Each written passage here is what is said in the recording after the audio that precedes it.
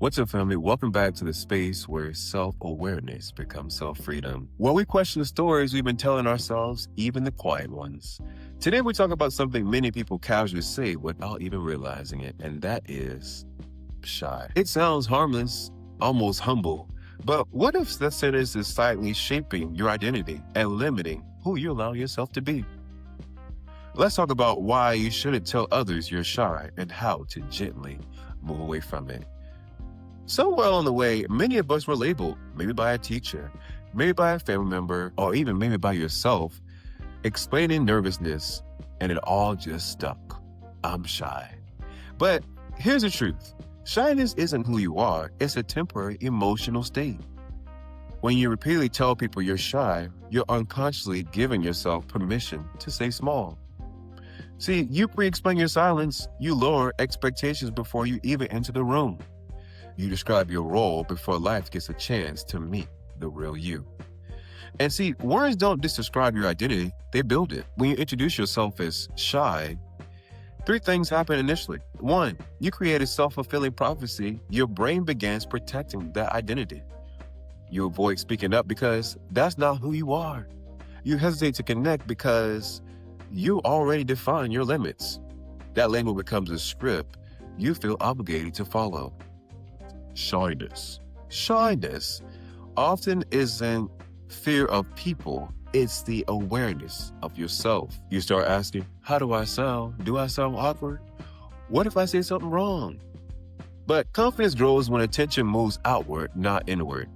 Connection happens when curiosity replaces performance. See, and number three, you unknowingly train others how to perceive you. People believe the identity you present. When you say you're shy, others may just speak over you. Expect less participation, or stop inviting deeper interactions. Not because they don't value you, but because you framed the expectations first. Most of the time, shyness is one of three things. Unfamiliarity. Your nervous system adjusts to new environments. Overthinking. Your mind is trying to avoid mistakes. And also sensitivity. Awareness and depth are not weaknesses.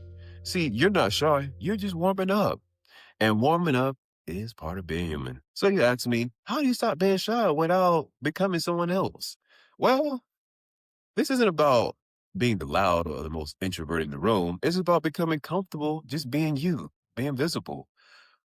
For starters, change the language you use about yourself. Instead of just saying, I'm shy, try, I take a minute to warm up.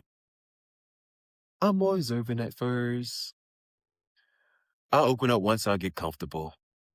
See, this small shift tells your brain growth is allowed. Identity becomes flexibility instead of fix. Number two, practice micro bravery. I call it micro habits. Confidence doesn't come from big leaps. It comes from tiny repetition. Tiny repetition. See, start small, make eye contact, smile, smirk. One extra sentence in the conversation. Ask one question instead of waiting in silence. See, confidence is built through evidence, not through motivation. Every small action teaches your nervous system, I'm safe being me. And number three, attention outwards. Instead of thinking, how am I doing? Ask yourself, what can I actually learn from this person? Curiosity dissolves self-consciousness. People remember how you made them feel, not how perfectly you spoke to them. Number four, let awkward moments exist. This podcast is very awkward right now. Confidence isn't the absence of awkwardness. It's the acceptance of it. Every social confident person you admire, including myself, have said some awkward things. They just didn't turn the moment into a personality disorder. They move on, and you can too. So sometimes we hold on to shyness because it feels normal, it feels safe, it feels like the right thing to do. But if you never fully show yourself, you never really risk rejection. But hiding also blocks connection, opportunity, and expression. The world doesn't need a quieter version of you. It needs a version of you that feels safe enough to participate. So try this next time. For one day, don't describe yourself as shy. even in your thoughts. Notice how differently you move when you stop introducing limits before experiences ever begin. And it's okay, somebody might be jealous of your confidence. Don't let it bother you. You may discover something surprising. You were never really even shy. You were just waiting to feel safe enough just to be yourself. See, growth isn't about changing who you are, it's about removing labels that were never meant to define you forever. So the next time you want to say, I'm shy, pause, leave space for a new identity to form. Because one conversation at a time, one brave moment at a time too. Until next time, speak gently to yourself, step forward anyways, and remember, you don't have to be the loudest in the room to belong. You just have to stop hiding your presence. And I'll talk to you soon.